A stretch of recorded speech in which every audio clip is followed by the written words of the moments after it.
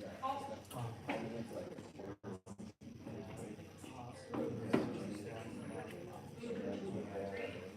like to stay over. I could go out.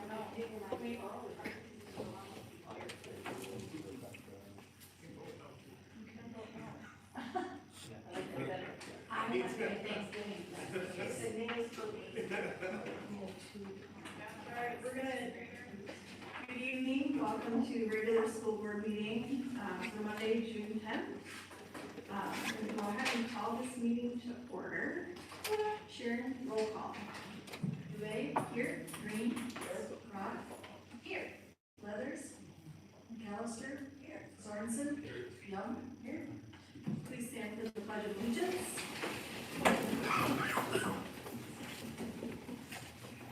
Allegiance to the flag of the United States of America and to the republic for which it stands, one nation, under God, indivisible, with liberty and justice for all.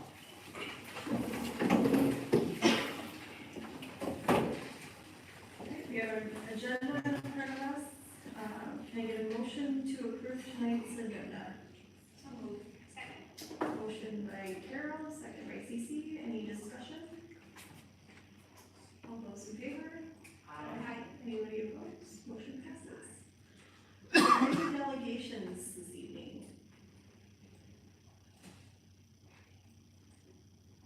So, all right, we will keep moving forward with our superintendent's report with Dr. Gage.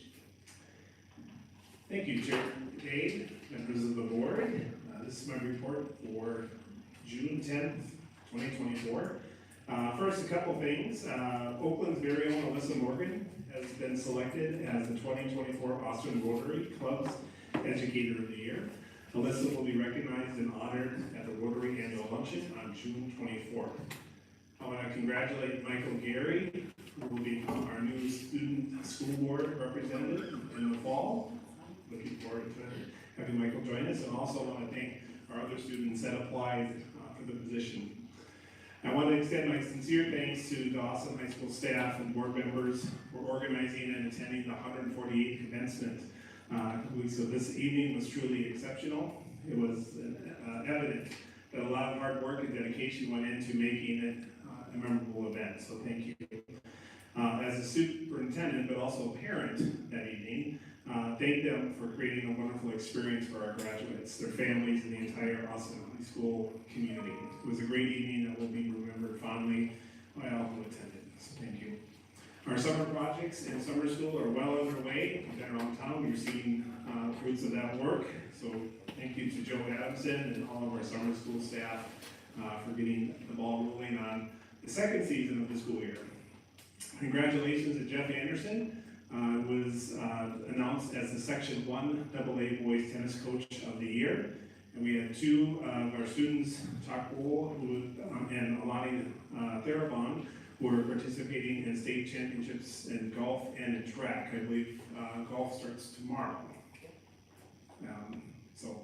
Legislative updates, we'll be presenting several policy updates, including around 50 of them with the legislative changes here in upcoming board meetings. And some of these will pertain to cell phones, library media materials, and I believe we also have one coming on SROs as well. Also, the annual Hormel Foundation Gifted and Talented Education Symposium begins tomorrow. So we're looking forward to hosting and having many of our educators from the Austin Public Schools and surrounding areas attending. This internationally recognized presenters will be here, and we welcome them to the symposium. Finally, I'd like to provide an update regarding the board-approved goals for 23-24 school year. This year, we made remarkable progress addressing key areas identified in the school board self-reflection survey. The board prioritized two goals. One, a governance team focusing on strategic planning. The key areas here were on operational oversight and long-range planning. The goal here was to implement ongoing with our strategic plan. We have successfully advanced our strategic plan through several areas, I want to highlight a few of those tonight. One, is we conducted our community-wide survey. This was an extensive survey gathering valuable feedback and insights that summarize results and are guiding our strategic directions, ensuring that we reflect our community's needs and expectations. We've conducted a comprehensive facility study. And through a facility study, this has been completed assessing our infrastructure and identifying areas for improvement. The summarized findings will drive a long-range planning and ensuring our facilities meet current and future demands. Our kindergarten transition process back to neighborhood schools is completed. We effectively facilitated the transition of our kindergarten students back to the neighborhood schools beginning in the fall and ensuring a uniform and supportive process for our staff, our students, and our families and caregivers. Number 4 was multi-tiered systems of support. We have provided regular updates on the implementation of MTSS through our study sessions, showcasing our progress and pinpointing areas for further enhancement. This ensures we're meeting the diverse needs of our students effectively. In addition to our strategic planning efforts, the board also highlighted the importance of communication and community relations, focusing on public engagement. The goal here was to keep the public informed of the board's goals and responsibilities. To strengthen our communication with stakeholders, we implemented the following actions. One was a school board handbook. This was developed for school board members, clearly outlining the roles, responsibilities, policies, procedures, and guidelines. This resource ensures consistency and clarity in our operations. Another one was an informational video was created to explain school board governance and finance. The video serves as an education tool for all stakeholders, promoting transparency and understanding of our processes. As we reflect on this year, I would say that we've demonstrated a commitment to achieving our goals with determination and success, facilitating the development of the school district's short and long-term measurable goals. We ensured that our resources were effectively aligned with our budget to accomplish these goals. Moreover, our proactive and regular communications to the community has kept stakeholders well informed about various school district topics, issues, and concerns. This has enabled the school board to fulfill its responsibilities to the public, I believe fostering trust and transparency. Our concerted efforts in operations and oversight, public engagement has not only met, but exceeded the objectives, and we've laid a strong foundation for continued success, demonstrating our solid commitment to excellence and community service. That's my report. Thank you. Does anybody have any questions? Okay, we appreciate all of that. Are there any school board reports?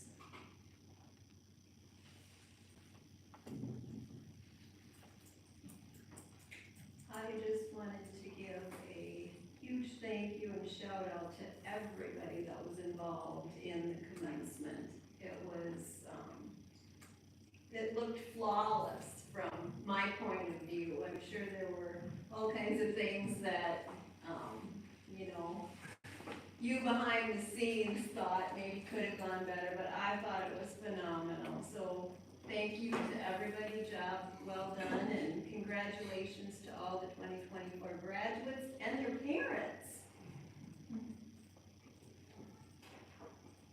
Thanks, Carol. Anybody else?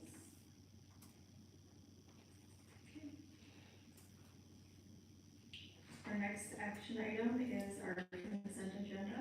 Can I get a motion to approve tonight's consent agenda? So moved. Motion by Kathy, second by Peggy. Any discussion? All those in favor? Aye. Anybody opposed? All right, motion passes. Now to some fun stuff. Our next item is our AHS Spring Sport and Year-End Review with Activities Director Katie Carter. That list was really long.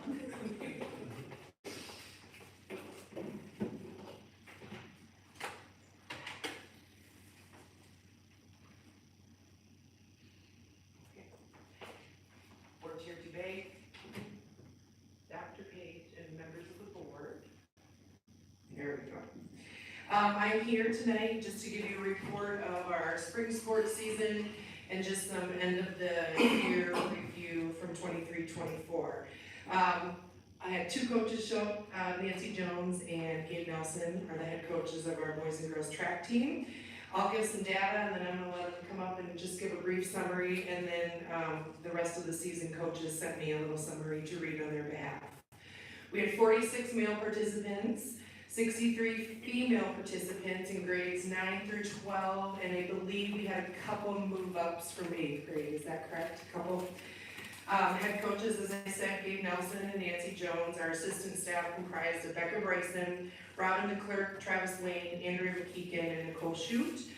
This year we had all conference honorable mention in chokehold.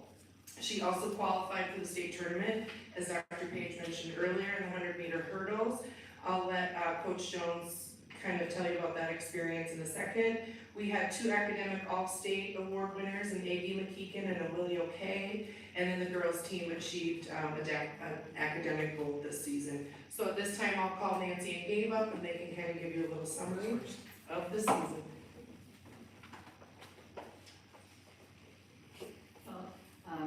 As you can see, with 63 girls, our team grew this year. We had a very young team. I would say about half the team was either freshmen or girls that were new to the sport of track and field. So we had a large learning curve, and I think by the time we got to the conference meet and section meet, the girls were starting to really understand that, wow, we can compete and we have a lot of abilities. So looking forward to working with this freshman class. Had a lot of really good athletes in it. We had graduated a really good senior class last year, so we had some big shoes to fill. But these girls did a great job and really stepped up to it. So really appreciated seeing their growth this season. And as it said, Choke made it to state in the 100 hurdles.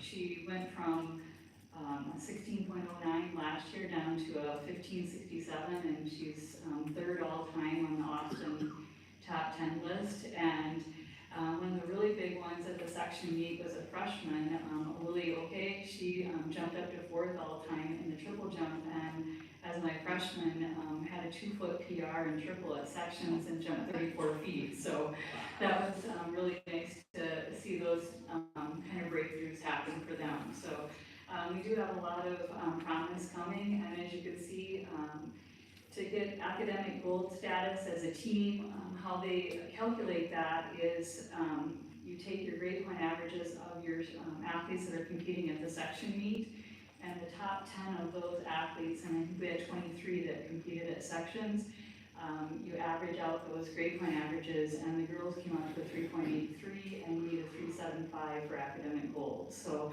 it was really nice to see that as well, that we've got good students. So those are kind of the highlights of the season, and I'm going to kind of maybe embarrass Evan or myself a little bit here, because my first year coaching at Austin High School, Evan was a freshman, and I remember coaching him in the middle. So I still have this memory of you going to the bus, because at that point in time, the girls for the conference meets would be at one school, the boys were at another, and the bus got back ahead of the girls, and they were waiting to let me know what your time was in the hurdles. So it's still a special memory.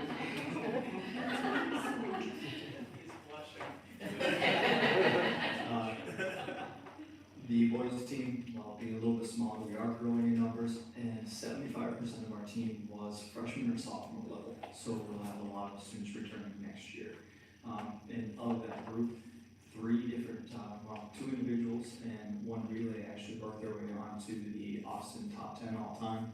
Miles Taylor making his way up to 5th place in the triple jump after only 3 meets.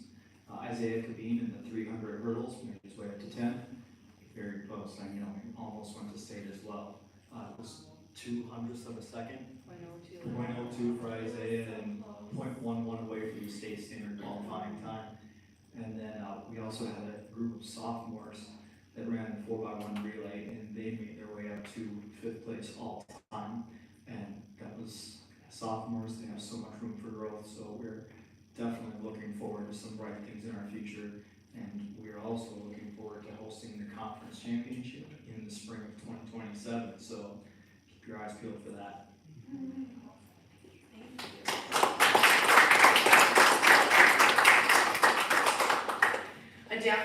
bowling. As you know from earlier, we had a really great season. We had a pet fest for them, as a number of them qualified for the state tournament. This year, we had 33 participants. We opened it up to grade 6 through 12. So we dipped down into IJ and are allowing some of our younger students to be able to participate in some middle school level activities. Our head coach is Dan Muriel, assistants were Eric Casoris, Ryan Schwen, and Pam Schwartz. And then, as you can see up there, individual qualifiers, we had SB Chigo, Mia Burrows, Alejandro Lemus, Kenzie Klaprick, Andy Valdez, Brody Mickelson, Diana Mendoza Hernandez, Sydney Lang, Magnus Gabrielson, Julia Zerke, and Ellen Riley. Our doubles qualifiers were Magnus Gabrielson and Katie Jorgensen, Alex Dubé and Liam Wynn, Brody Mickelson and Andy Valdez, Natalie Babastro and Kenzie Klaprick, Diana Mendoza Hernandez, and Ella Riley. We also had all-state honors with Alex Dubé, SB Chigo, Liam Wynn, Julia Zerke, Sydney Lang, Ella Riley, Diana Mendoza Hernandez, and Gerardo Trinidad Hernandez. It was a great time. I was able to go up there for the day. As I said last year, it's probably one of my most favorite events to go to. It's packed up there. They bowl at Bolero in Brooklyn Park, and it's standing room only. The spectators, they're on their feet all day long, and sensory overload for the adults. So the kids handled it really well, and they had a great time, and it was just super fun to be able to interact with them. So that was adapted bowling this year. Baseball. We had 41 participants in grades 9 through 12. Our head coach is Jake Nelson, and his assistants are Andrew Gatzmeyer, Connor Jones, Chad Pedersen, Bryce Hoffa, and Riley Rederath. Peyton Ransom was all conference, and Dakota Rederath was honorable mention. And just a little statement from Coach Nelson. Baseball was a streaky season this year. Peyton Ransom led the team with pitching and batting. We beat all the Rochester schools this season. We had high expectations but fell short in sections. They had a team GPA of 3.36. Over 20 athletes saw varsity playing time this season, including 3 freshmen. They graduated 8 seniors, but the future looks bright. So that was baseball. Boys golf, 20 participants, grades 9 through 12. Head coach is Matt Rasso, and we had an assistant with Pete Walker this year. Some notes from the coach: their record this year was 40 and 55.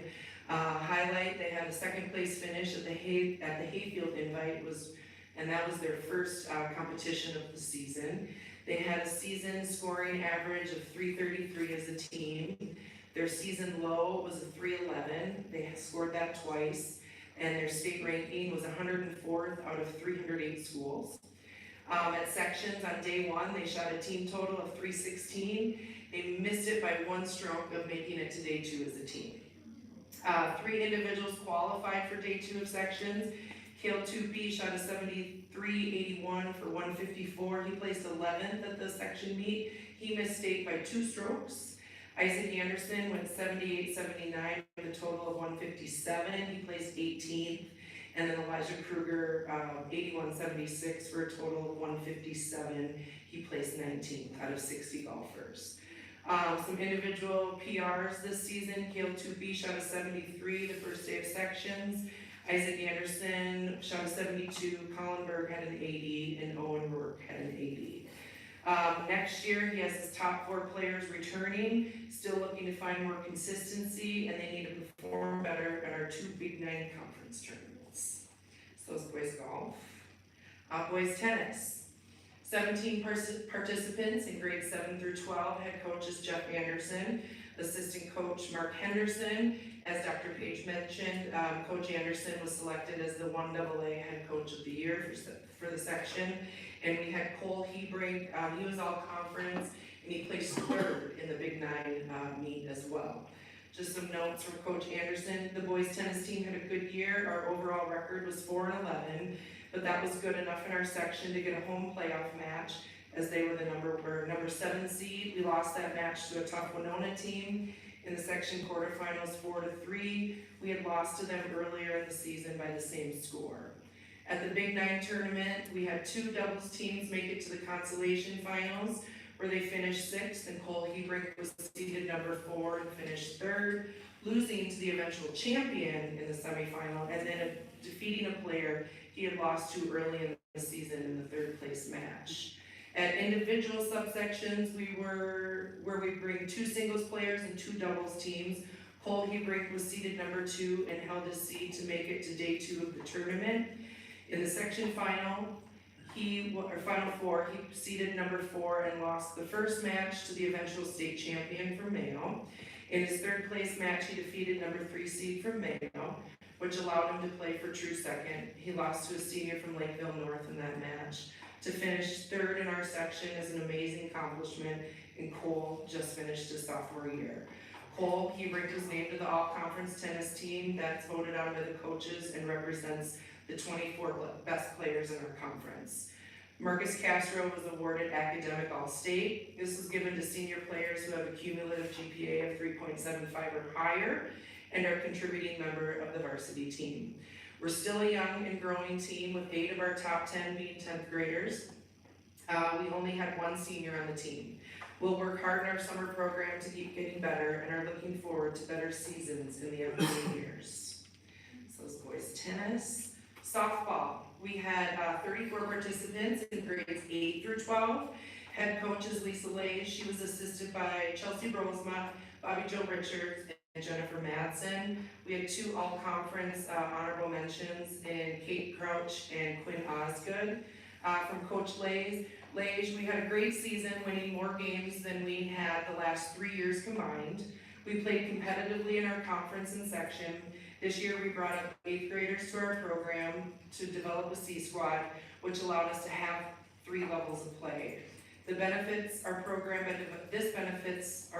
by developing younger players and making sure they can play the most games possible.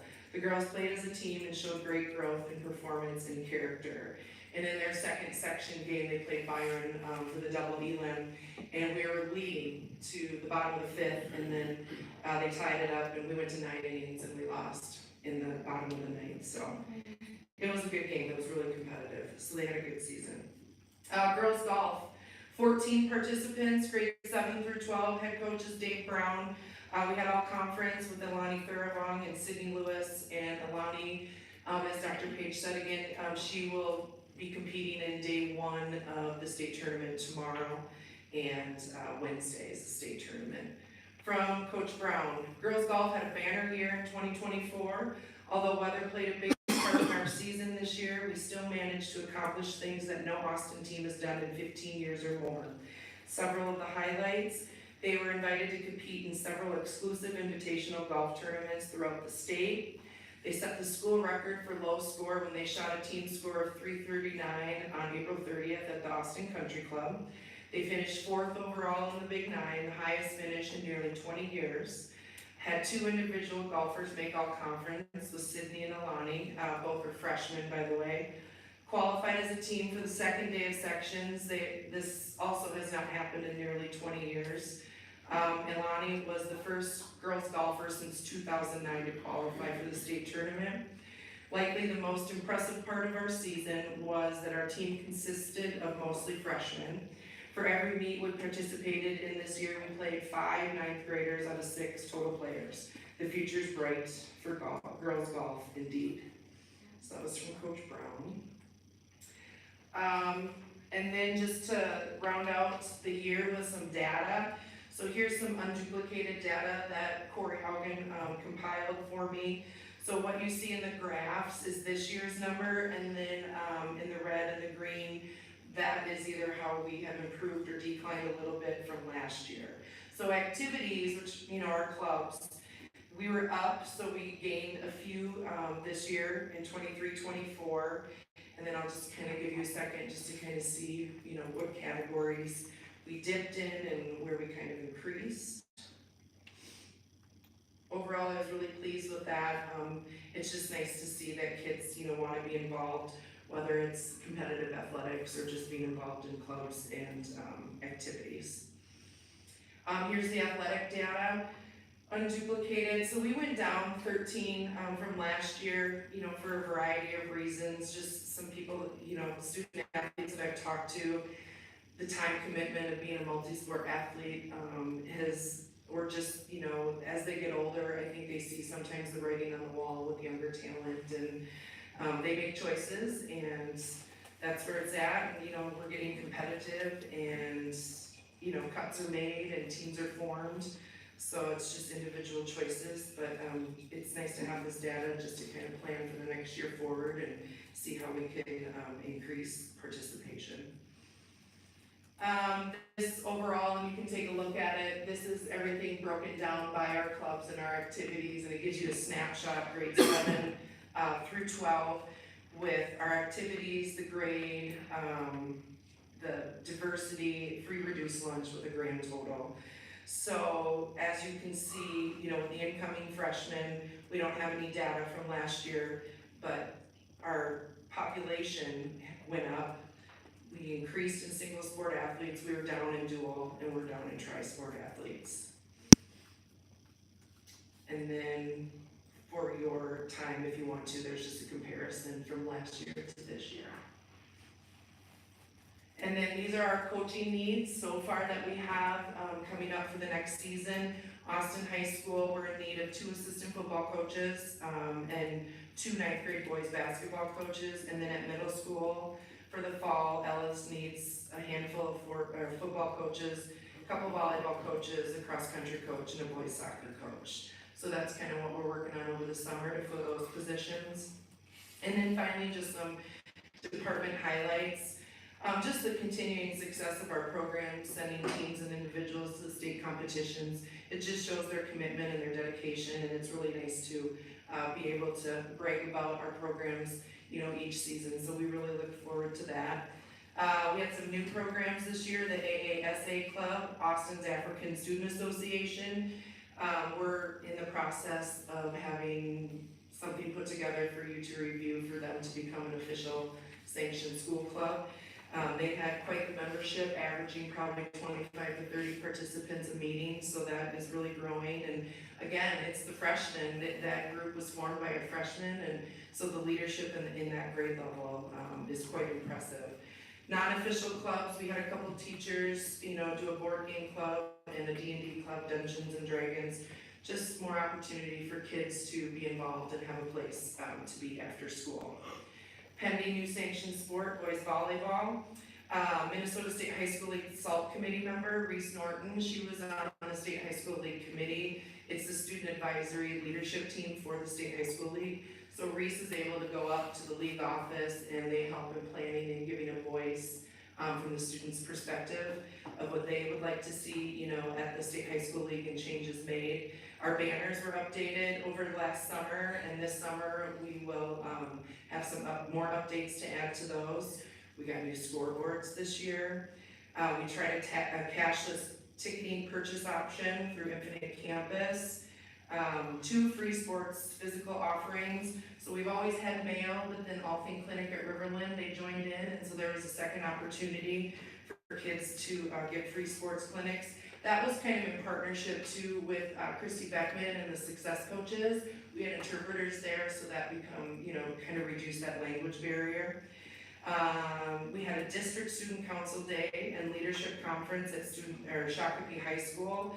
So Emily Hovland, she got all the student council members in Austin Public Schools together, did some leadership stuff in the district, and then she took a group of students to Shakopee High School for a leadership conference, just to, you know, brainstorm and get new ideas of how we can continue to create climate and culture in our school. We tried Packer Fridays this fall season, where our sports teams every Friday, they were assigned a different school during the morning, and they kind of welcomed in the kids. It got to be a lot. Winter season posed, you know, weather challenges.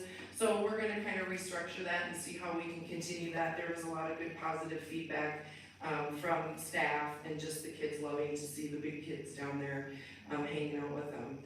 We had the Minnesota State High School League together in partnership. I took a group of kids to the regional and state conferences.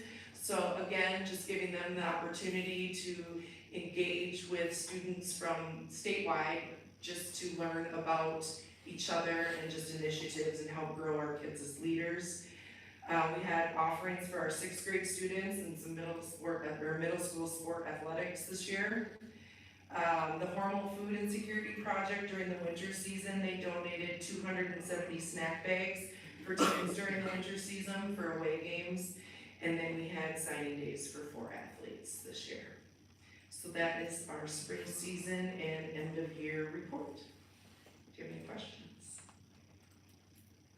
Great. Thank you. We'll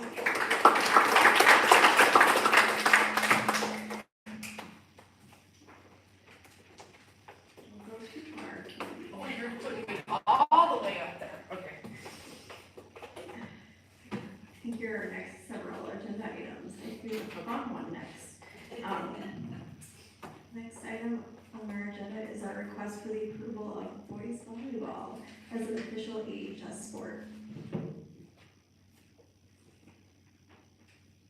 Okay, so just a little bit of background. The boys volleyball team has been approved to be added to the Minnesota State High School League list of sanctioned sports. This is coming next school year, 24-25. Austin High School currently offers a club program. Participation numbers are good. They're gradually increasing as a club team, and we field both a varsity and a JV team this year. The rationale for approval is as the sport continues to grow, not only statewide, but here in Austin, it would benefit our student body to offer this opportunity just as an additional spring offering for our students. It will provide the opportunity for more male students to be involved in school activities. So it's recommended for approval of boys volleyball to be added to our list of offerings for the 24-25 school year. Can I get a motion to approve boys volleyball as an official AHS sport? So moved. Second. Motion by Cece, second by Kathy. Any discussion? All those in favor? Aye. Anybody opposed? Motion passes. Congratulations.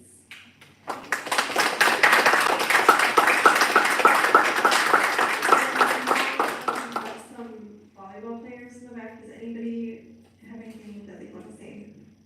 Or can we just congratulate you and be excited for you? Yeah. Yeah. Go get mine.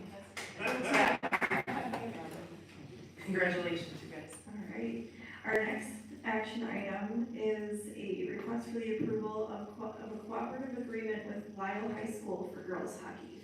So just a little bit of background on that. Austin Packer girls hockey was realigned 2 years ago from Class A moving up to Double A for girls hockey in 2023. This will be year 2 of that realignment. And just kind of looking at numbers and speaking with coaching staff, there are female hockey players in our smaller surrounding communities who do play hockey for Austin Youth Hockey, but they don't have an opportunity to continue with the sport when they enter high school.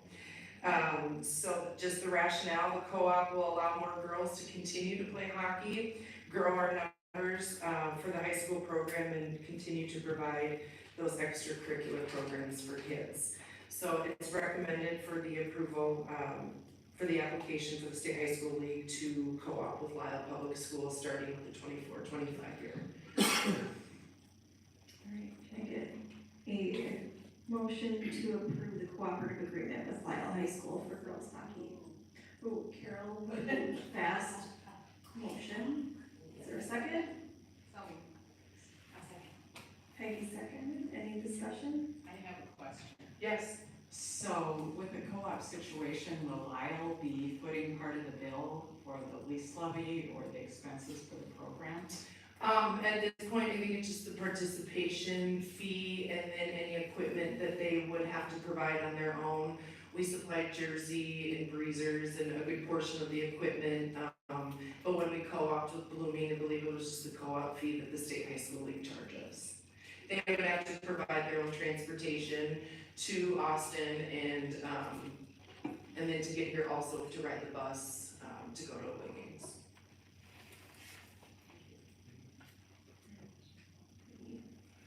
I'm not very well versed in all of this.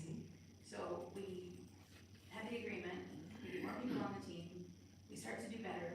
we win a lot, we do this consecutively for a number of years, then we get bumped back up. What is We are that? in the highest class that Oh, we we are. can, yeah. Okay, We were down So- single A, numbers changed, and then Okay. we went to double A. And just kind of where the state of single A hockey is right now, they're very competitive. And just if we can bring our smaller communities in to feed into what we have right now, it's building the team for a program. I mean, the schedule that we run was pretty much, you know, we schedule teams that are competitive and we can be competitive with. And the only difference this year being in Class A was just that first playoff game. But in our region with the smaller schools, you know, they co-op a lot too, so not that we're trying to create powerhouse teams, we're just trying to provide opportunity. But like with Dodge Center, they have a co-op and they look to be, you know, strong for a really long time. It's a need right now. We have very young players. A good majority of our team this year is 7th and 8th graders. And so if we can build up the high school level, then we're hoping that those middle schoolers can still stay and play their Austin Youth hockey longer. So then when they get up to high school hockey, that they're more prepared. And we don't have to rely on 12 and 13-year-olds to fill our team. okay, so we're not putting the Lyle players at any risk of eventually not being able to. No. Cool, that. Yep. Alright, good questions. Any further discussion? All those in favor? Anybody opposed? Motion passes. And our next item is a request for the approval of the 24-25 extended field trips. I believe you have those pulled up on your agenda, otherwise I can get them pulled out. The general expectation is all student trips will be planned, conducted in an orderly manner and safe environment, and relate directly to the objectives of the class or activity for which the trip is requested. Various levels of approval are needed depending on the type of field trip requested. Rationale policy 610 outlines the 3 general areas of field trips, one of which is extended field trips. Trips that involve 2 or more overnight stops fall in this category and require school board approval. A list of the trips are provided on the agenda and have been compiled for ease in planning. So it's just recommended, you know, for the approval for the upcoming year so we can proceed and plan with those extended field trips for the upcoming school year. Can I get a motion for the extended field, 24-25 extended field trips? Motion by Evan. Second by Peggy. Conversation, discussion? Have there been conversations between departments so that there is not a Yes. fiasco? Yes. Yep. There is no pre-planning that first year, and so, yeah, we have a process where we have a shared document, we put the dates down, and so that planning probably starts in February or March, so then we can avoid conflict. Because then by the end of it, I'd say that in beginning of May, we have then all the concert dates scheduled around any conflicts we might have. Yep.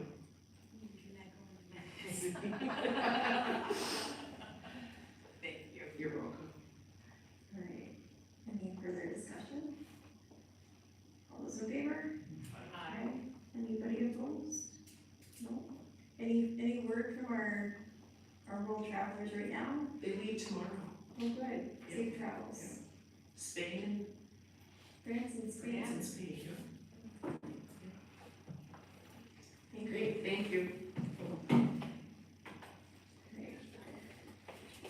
And number 12 is the request for the approval of revised policy 613, graduation requirements. This is an action item. Do we have anything that we need to call out? Nope, this is a second read. This was presented to the board last study session from the Office of Teaching and Learning. I believe we addressed questions at that time. Great. Is there a motion to approve revised policy 613? So moved. Motion by Stacy. Second by Peggy. Any discussion?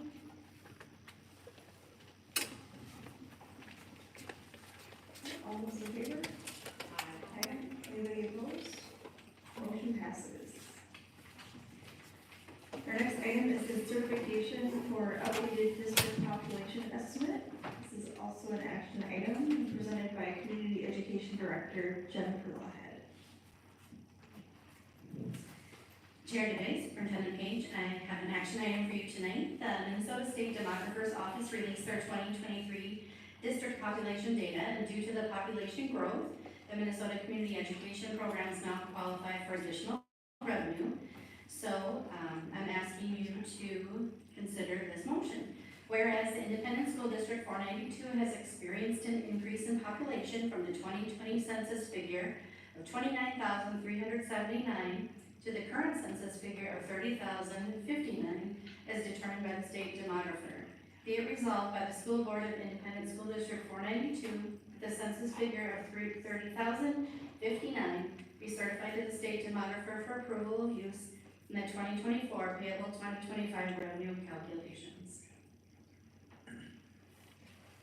Is there a motion to approve our updated district population estimate? So moved. Motion by Kathy, second by Evan. Any discussion? Other than to say, when did we get to be such a big town? It's amazing. That's the school district population, is it? So, which is not necessarily the city boundaries. I know. But it's pretty close. I'll be gone to all those people. All right. So we have a motion and a second. Any further discussion? All those in favor? Aye. Opposed? Motion passes. Thank you. Thank you. Next, we're going to hear from Executive Director of Finance and Operations, Todd Duffenberg. We're going to look at an approval for our medical and dental insurance rates for 24-25. Good evening, Chairperson DeBay, Superintendent Page, and the rest of the board. What we've done, and we continue to do, is look at our health insurance this time of year by working with NIS, that is our National Insurance Services, they're our agent that we go out and look at. So one of the first things we do is look at our Fund 20, look at where our current balance is for claims. And what we've noticed over the last 12 months, that we've been seeing our claims running at about 14.5 million, about 126% above our premiums. So we did a deep dive with the insurance company and the finance committee, and our agent is recommending a 24% increase in our health insurance year over year. So with the work of the finance committee and insurance committee, what we're in front of you tonight is to have 14% come out of our unassigned fund balance that we will cover in the budget presentation, and have our premiums for next year increase 10%. So luckily we were able to dive into that with the finance and insurance company. So we're asking for you guys tonight to approve the 10% increase on premiums. Is there a motion to approve the medical and dental insurance rates for the 24-25 year? So moved. Motion by Kathy, second by Carol. Discussion?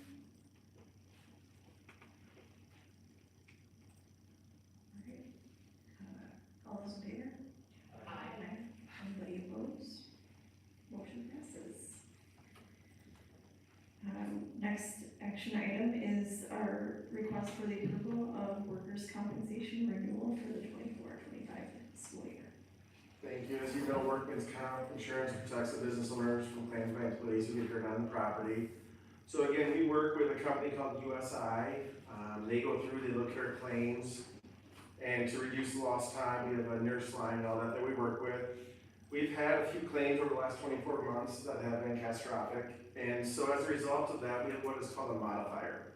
And if you're a 1.0 modifier, that is quote unquote average, and our modifier right now is 1.18. So we are 18 times higher than the average, which is causing our increase to go up. At the same time, our salaries for our staff went up 4%. However, the good news, and I want to thank our Human Resource Department and Sue Stark, who's behind me, we were able to receive a significant reduction in our scheduling mod for the amount of work that her staff is doing in our nurse line for getting staff back in our classroom and back to work. So again, with seeing our module go up 18, watching our salaries increase 4.4%, They are recommending that we go from $247,966 to $258,821, which again is an increase of 4.4%, which is right around where our salaries are going up. At the same time, their fee to help us with this is $13,200. So tonight we're asking you to approve us working with RAS again for the fees that is listed below. Is there a motion to approve the workers' compensation renewal for the 24-25 school year? So Motion by Kathy, second by Carol. Any discussion? I have a question. Okay, so the fee that we're paying the consultant, are we recouping more money than we're spending on our fee? I believe they're the ones that have the nurse line and that kind of stuff, so yes, I would say between their fee and what we're charging RAS, we are recouping it by getting our staff back in the classroom and in the office and lowering those claims. I just wanna thank Sue for all your dedication and hard work in that. It's greatly appreciated. Any other questions? All those in favor? Aye. Anybody opposed? Motion passes. Our next agenda item is not an action item, but it will be our overview of our proposed 24-25 budget. Good evening. According to Minnesota Statute 123D.77, every year, school boards are required to approve an annual budget by June 30th. So tonight, in front of you, I'm going to go through some slides, is our draft presentation. We have gone through this with the Finance Committee. We are looking for you guys to review it tonight, and then we will bring this back at our June 24th board meeting for final approval.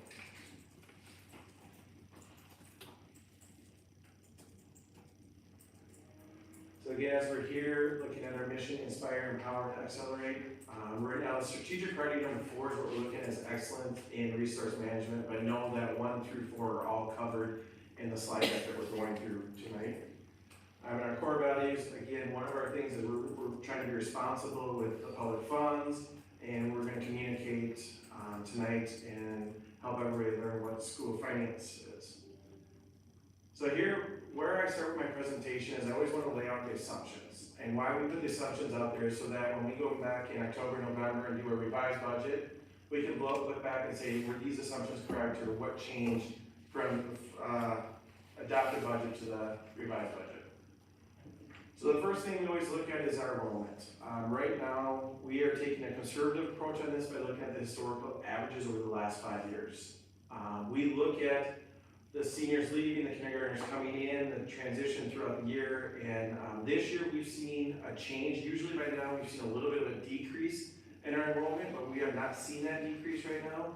So the enrollment that I'll show on the slide here is going to be lower than we are currently at, and that is just to be conservative because there's a lot of days until we start school again. So we want to be conservative with this. The good thing about this budget is we already know the state formula as we're in the last year of the biennial, so we already know that it's going to 7,281, which is a 2% increase. That is the base, and then there's categorical revenue on top of that. One of the things we changed last year when we got in the revised budget was the compensatory revenue, and that we were able to change and be able to allocate more expenditures unassigned to our compensatory, which is helping our fund balance. This year, a change is our ELL. In the past, that was under compensatory. The state is now asking us to break out our ELL revenue and expenditures differently, and that is if we overspend the revenue, they will pay back 25% of that debt in 2027. So again, we'll be tracking that, we'll be going through that, and we'll be continually communicating with you guys. And the last change here is the removal of the ESSER funds. So again, coming through this summer will be our final request of those funds, and then those will transition out, and the expenditures that we knew were going to stay, we've put back into this budget.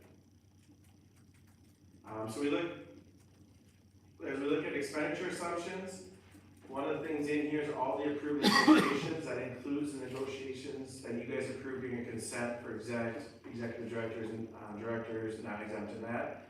All the hires that have been done are included in this, and also included in this is 7 building subs. We had these building subs last year in ESSER funding. We made sure we listened to the survey of that, and we are excited to be able to bring back 7 of those building subs to help out our staff with that. We just kind of talked about our benefits and our health insurance, so we budgeted in that increase at 14%. And then just some high-level things on supplies. Thank you to Dr. Baskin's team in teaching and learning. We went through a new allocation method of getting supplies to our K-12 building. It is more based on students. So as the students change, then the supplies will change. And then KD Carter helped me. We went through the athletic supplies, looked at knowing football, hockey is gonna be a little more expensive than golf. So again, we try to tier these sports out, and we also made sure that with boys volleyball coming down site, that we do not have a Title IX issue. So we went through all that. So thank you to Dr. Baskins and Katie Carter for all their work and their teams to help get this budget where we are today. So as we look at enrollment, when I was back here in February presenting, we presented 4,950. And we are above that right now. You'll notice for next year, we are projecting a 4,858. That is a conservative number. We will, October 1st is our first submission of MARS. So shortly after we submit that first enrollment data to the state, we will then start the revised budget and looking at where we were and communicating through Dr. Page to you guys on that. There's a lot of numbers on here. I just want to call out a few things on this. So you'll notice on our ALC that was funded through ESSER in the past. So now that is coming back. And that's kind of an investment into there. Basic skills and EL, we kind of talked about those two. The ones I wanted to just talk a little bit about is operating capital and long-term facility maintenance. We are keeping about $1 million balance in there. That is just for something catastrophic happens, a server crashes or something like that. We don't have to dip down into the unassigned funds. We're able to fund that out of the means that the state has given us. So you'll notice in the very bottom of this slide, our net change is a negative 183,000. However, ESSER was about 1.5 million that we brought back in, and we're paying 14% of the health insurance. So again, we were able to take both of those in place and have our unassigned dip down about 11.95%. I'll stop right there and just ask any questions before I go through kind of a little more breakdown of these numbers. Alright, so what we do here is we just take a quick look at how is our revenue coming in. And the reason this slide is important is that in the blue is 81%. That is based on enrollment. That's why it's very important we start everything we're talking about our enrollment where it is at. As students are decreasing that, you'll see that we've got to make changes on our expenditures. So 81% of our money comes in through the state on enrollment. And when you look at our expenditures, we took a look at this and we're looking at regular instruction, vocational instruction, and special education. Now that is direct. That is about 66%. Now everything that comes in here is going to the instruction of the student, but 66% of the money coming in is going to direct instruction. So the question is, where are we at according to our unassigned fund balance? Right now you'll notice for next year we're projecting 11.94%, which is again above the school board unassigned fund balance target of 8.33. So again, you're bringing in a balanced budget. So that was our general fund. I'm just gonna have a few more slides, just go through a couple other of our funds. With food service, the assumption we're making, and we're gonna continue to make, is the state is funding the free meals. The next thing that came in that we are still kind of looking at and getting an understanding is, in the past, lunchroom tables had to be funded out of the general fund, and that now, if you have 3 straight years of positive growth in your fund balance, your food service is the ability to fund lunchroom tables. So again, we will take this, we're still trying to get some guidance on this, and I will work with Tanner to look at what his needs are for equipment, and then start putting a plan together for our lunchroom tables. With food service, this one is split up between the state and the federal, and again, on the very bottom of that, you will notice that we are still very healthy in our food service. One of the things Tanner is looking at is bringing more farm to school and some of those other meal diversification, so we will continually work through that in this upcoming year. On Community service is the next one. Couple assumptions, we had approved in a previous board meeting adding an additional school readiness classroom. So you're gonna see that is to help our students be ready for kindergarten. And then Kids Corner, we continually have to look at what we are paying our staff to be competitive in the workplace. However, that means now we have to take a look at what we are charging our families to make sure we're competitive there and try to balance out the budget. So with community ed here, you'll notice under the top one, you'll see that loss of 162. That is the Kids Corner that we kind of talked through of us increasing our staff pay. Now we are going to go back and look at that. And school readiness, that 109 is a direct reflection of adding that classroom and getting kids more ready for kindergarten. As we do that, if they're more ready, they're here kindergarten through 12th grade. And the reason I bring this one up with community education is a little different than the general education. You'll notice that 33% comes off enrollment numbers and 37% comes off other tuition that is families paying through a fee. So again, community ed is funded a little bit different. And as we look at that, we're looking at their big three are their adult basic ed, their Kids Corner, and the school readiness. So again, it is consistent with what you'll see with other districts. And then we'll go through at a high level. Some of the other fund assumptions, again, we've talked a little bit about this. The trust fund, it has to go up 24%. The district will contribute 14% of that, and the premiums will go up another 10. One of the things we did meet with the insurance company and finance committee is we do want to put a fund balance policy around this trust. Working with our consultant, we need to get that fund balance up a little bit so that again, as we have years of 24%, maybe we're able to use some of that fund balance and work through that. And again, the other thing we're working through is even years that have a 0% project, we put a little bit in there so again, we can try as hard as we can to keep these spikes down. So that's just showing the funds, balances of all our other funds. And you'll see right now that our trust fund has about 3.9 million, which is about 25%. And again, we're looking to be in that 35 to 40% range. Now I walked through that quickly. I know finance committee's gone through it. Is there any questions, concerns, or comments on this?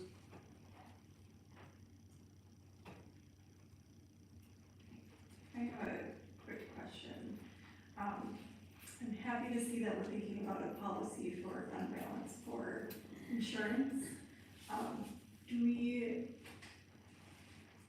foresee a time when we will need to maybe consider raising our general fund balance? Is 8% still status quo? Is that still enough of a safety net? And that might be a loaded question, I don't know. Yes, we will definitely take a look at that. That's one of the learning things we're gonna do this year is, again, get through our audit, and then meet with our auditors, but also start looking out. That 8% is probably based off a few years ago when our expenditures were lower, so we need to look at what our monthly expenditure run is and get at least 3 months there, so we will be bringing something back shortly after the audit is done. Okay, thank you. Do you have a comment on that? If you're ready to chime in. Just a comment, the finance committee met with Todd and we grilled him. And this is really well put together, so thank you for your work on that. Thank you, guys. All right, thank you so much for that overview. Our next item is a request for the approval of donations. So again, as we are here tonight, we were able to receive donations, and the 3 donations that are on this list meet our board policy of 706, so we are asking you tonight to please accept these donations. The first one is Fraternal Order of Eagles for $1,000 to all 4 elementaries.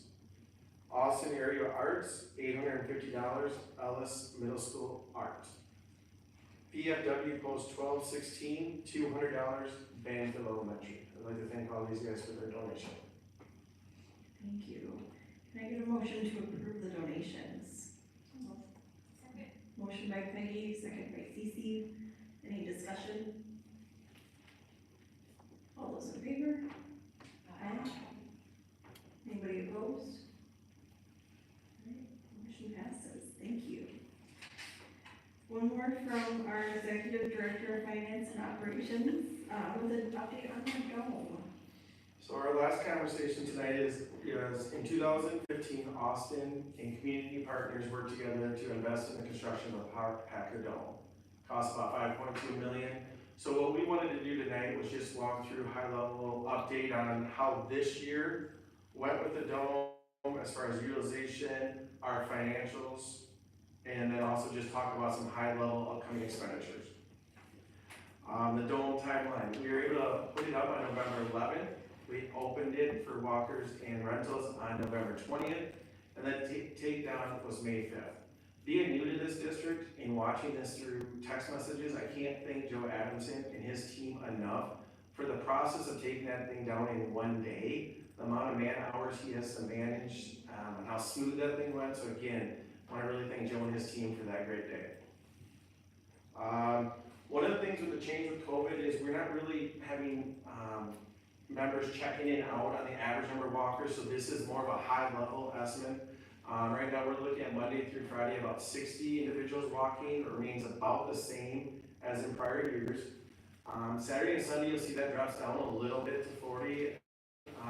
Couple reasons why that drops down is there's just fewer hours on the weekends that dome is open, and it is more rentals on the weekends.